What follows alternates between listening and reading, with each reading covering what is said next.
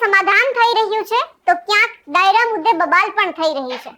દેવાયત ખવડને મુદ્દે આપણે જોયું કે સમાધાન થયું, ઘીના ઠામમાં ઘી ઢોળાયું, પણ સામે પક્ષે માયાભાઈ આહિરે મુંબઈની અંદર એક ડાયરો કર્યો, પછી માફી માંગતો વિડિયો મૂક્યો અને એ જ પછી એક વ્યક્તિને ક્યાંક મારવામાં આવ્યો અને એ વ્યક્તિએ પણ પોતાનો વિડિયો મૂક્યો. એટલે ક્યાંક એ સામે આવ્યું કે હવે આ બબાલ છે તે ક્યાંક આગળ વધી છે. શું છે વિગતે વાત કરીએ. નમસ્કાર, આપ જોઈ રહ્યા છો નિર્ભય ન્યૂઝ અને હું છું આપની સાથે રિદ્ધિ.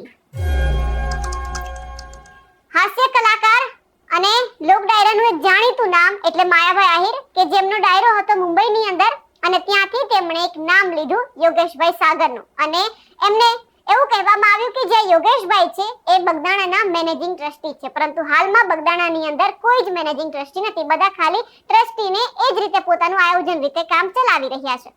એટલે જે બગદાણાના સરપંચ છે એમણે માયાભાઈ આહિરને ફોન કર્યો કે તમારાથી નામ લેવામાં ભૂલ થઈ છે, કારણ કે અહીંયા તમે જો કોઈ વ્યક્તિને કોઈક સારું એવું પદથી તમે સન્માનિત કરી દો કે બોલી દો તો પાછળના લોકોને એવું લાગે કે અંદરો અંદર શું આ બધું નક્કી થઈ ગયું છે.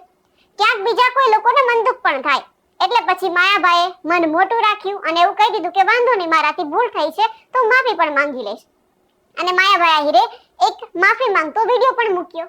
પણ એ પછી આખી ઘટના એ રીતે ચર્ચામાં આવે છે કે જો આ વ્યક્તિ જે બગદાણાના સરભાઈ એમણે માયાભાઈ આહિરને ફોન કર્યો અને આ વાત છે ક્યાંક એમના જે દીકરા માયાભાઈના દીકરા છે જયરાજ આહિર એમના કાને પહોંચી. જયરાજ આહિરે ફોન પણ કર્યો અને એ પછી જે આ વ્યક્તિ છે એમનું એક નિવેદન સામે આવ્યું કે મને મારવામાં આવ્યો છે, પરંતુ કોઈ અજાણ્યા શખ્સો આવ્યા અને એમણે ફરિયાદ પણ નોંધાવી, અજાણ્યા શખ્સોની સામે ફરિયાદ નોંધાવી.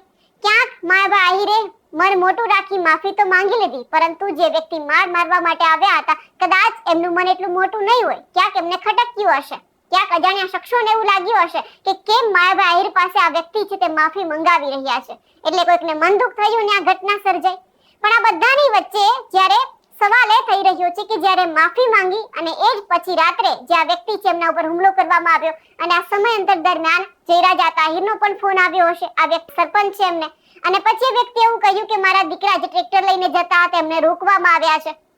ખેર આ બધી વાત પછી કરીએ, પણ સૌથી પહેલા એ વિડિયો ઉપર પણ નજર કરીએ, સાંભળીએ કે જ્યારે માયાભાઈ આહિરે માફી માંગી અને એ પછી જે આ બગદાણાના સરપંચ છે એમના ઉપર હુમલો થયો તેઓ શું કહી રહ્યા છે, કોણ વ્યક્તિ આવ્યા હતા કે જેમના ઉપર હુમલો કર્યો છે, કઈ રીતે ફરિયાદ નોંધાવી છે. નમસ્કાર મિત્રો, જય શ્રી રામ. હમણાં જ તાજેતરમાં મુંબઈ કાંદિવલીમાં 24 ડિસેમ્બરનો જે કાર્યક્રમ હતો એ કાર્યક્રમમાં મારે એક જાહેરાત કરાણી બગદાણા વિશે અને એમાં મેનેજિંગ ટ્રસ્ટી શબ્દ મેં વાપર્યો અને મને હમણાં જ નવનીતભાઈ સરપંચશ્રીનો ફોન આવ્યો. એમણે મારું ધ્યાન દોરાવ્યું કે ભાઈ હજુ કોઈ મેનેજિંગ ટ્રસ્ટી નથી, બધા ટ્રસ્ટી જ છે. તો મારે તો મને ખબર નથી કોણ જે કઈ રીતે છે હું, પણ મેનેજિંગ ટ્રસ્ટી શબ્દ મારાથી જે બોલાણો એ મારી ખરેખર ભૂલ છે. જાહેરાત કરી એ બાબત તો મને બગદાણા ટ્રસ્ટ ક્ષમા આપે એવી આપ બધાને પ્રાર્થના કરું છું. જય શ્રી રામ, બાપા સીતારામ. નવનીતભાઈ ડાયાભાઈ બાલદિયા કોળી, ગામ બગદાણા. માં ઘણા સમયથી બગદાણા ગુરુ આશ્રમના ટ્રસ્ટીની હારે થોડુંક આમથી આમ ચાલે છે. યોગેશભાઈ સાગર જેઓનું મુંબઈમાં થોડા દિવસ પહેલાં કાંઈ હશે ભજન, એમાં માયાભાઈ આહિરે એવું કીધેલું કે આ મેનેજિંગ ટ્રસ્ટી યોગેશભાઈ સાગર છે.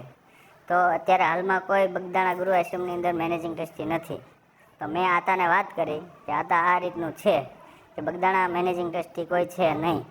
તો આતાએ કીધું કે હું તમને એની માફી ઓલી કરી અને રીલ્સ મોકલી દઉં છું. તો મેં કોઈ એવું એને કીધું નહોતું આતાને કે તમે મને મોકલ્યો, પણ મને આતાએ મોકલી એટલે મેં મારા જાયભાઈઓને મોકલી. પછી બીજા દિવસે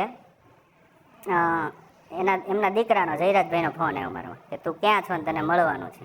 તો મેં કીધું હું બગદાણા છું, આશ્રમે છું, ગમે ત્યારે આવો ત્યારે મળશું. પછી પાછો મારા એક બીજા મિત્ર છે રામભાઈ વાળા તો એમને મળાવી એટલે એમનામાં ફોન આવ્યો કે ભાઈ આ કોણ છે ને શું છે.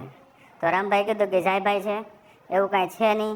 એનું બધું મને બોલાવ્યો, વાતચીત કરી તો એવું કાંઈ હતું નહીં. પછી આ લોકો રાતે આવ્યા છે ને મારું ટ્રેક્ટર ઊભું રાખ્યું. ટ્રેક્ટર ઊભું રાખી અને ટ્રેક્ટરમાંથી છાવી કાઢી ગયા. મારા છોકરાનો ફોન આવ્યો કે પપ્પા કોઈ આપણા ટ્રેક્ટરમાંથી છાવી કાઢીને ટ્રેક્ટર ઊભું રાખીને અહીંથી વયા ગયા છે.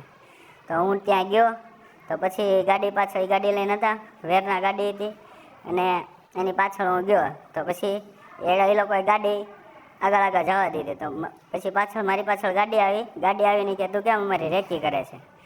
તો એમાંથી 4 જણા ઉતરી ખાલી એટલું બોલી અને ધોકાને પાઇપે મને મારીને હાથે પગે બધે ઈજા કરી છે. પછી થોડી વારથી કે બીજી સ્વિફ્ટ ગાડી આવી તો એમાંથી 4 જણા ઉતર્યા. તો એ લોકોએ ધોકા પાઇપ કાઢી અને મને બધી જગ્યાએ માર્યો છે. અમારા હાથે ફ્રેક્ચર આવ્યું છે, 2 પગ, 2 હાથે, પાછળ, કમરના ભાગે બધી જગ્યાએ મને મારેલો છે. ત્યાર પછી અમે અહીંયા હનુમત હોસ્પિટલમાં એડમિટ થયા. પછી સાહેબ બગદાણા પોલીસ સ્ટેશનમાંથી અમે અહીંયા આવ્યા હતા લખવા, એટલે એમાં ફરિયાદ આપી છે. અને અમારા 2 મોબાઈલ તોડી નાખ્યા, મારી 2 વ્હીલ બાઇક તોડી નાખી. અને સાહેબને મારી નમ્ર વિનંતી છે કે આની યોગ્ય તપાસ થાય, એમાં કોણ કોણ પાછળ છે આ કારણની અંદર. એટલે મારી એસપી સાહેબને મારી વિનંતી છે કે આની અંદર કદાચ મોટા માથા હોય ખરા કાંઈ પણ. હવે બગદાણાના સરપંચ એવું કહી રહ્યા છે કે અજાણ્યા શખ્સો આવ્યા, ધોકા પાઇપથી તેમના ઉપર હુમલો કરવામાં આવ્યો. અને ખાસ જ્યાં સરપંચ એવું પણ કહી રહ્યા છે કે અમે એસપી અને પોલીસને નિવેદન કરી રહ્યા છીએ, અમે એક એવી આશા વ્યક્ત કરી રહ્યા છીએ કે આમાં સરખી તપાસ થવી જોઈએ, કારણ કે આ આખી ઘટનામાં ક્યાંક મોટા માથાઓ પણ સંડોવાયેલા છે. તો અમે પોલીસને પણ વિનંતી કરી રહ્યા છીએ કે જો કદાચ આ વ્યક્તિની ન્યાય સંહિતા ઉપર ભરોસો ત્યારે જ થશે જ્યારે તમે અજાણ્યા શખ્સની જગ્યાએ જે મોટા માથાઓ આમાં સંડોવાયેલા છે તેમની સામે તમે કાર્યવાહી કરશો. કારણ કે જો કાર્યવાહી થશે તો પછી ખબર પડી જવાની છે કે દૂધનું દૂધ અને પાણીનું પાણી શું છે, આમાં કોનો વાંક છે. કારણ કે આખી ઘટનામાં ક્યાંક જયરાજા તાહિરનું પણ નામ છે તે સામે આવ્યું છે. અમારા અહેવાલને લઈને આપનું શું માનવું છે કમેન્ટ કરીને ચોક્કસથી જણાવજો. સાથે જ અમારી નિર્ભય ન્યૂઝ ચેનલને લાઇક, શેર અને સબસ્ક્રાઇબ કરવાનું ભૂલશો નહીં. નમસ્કાર.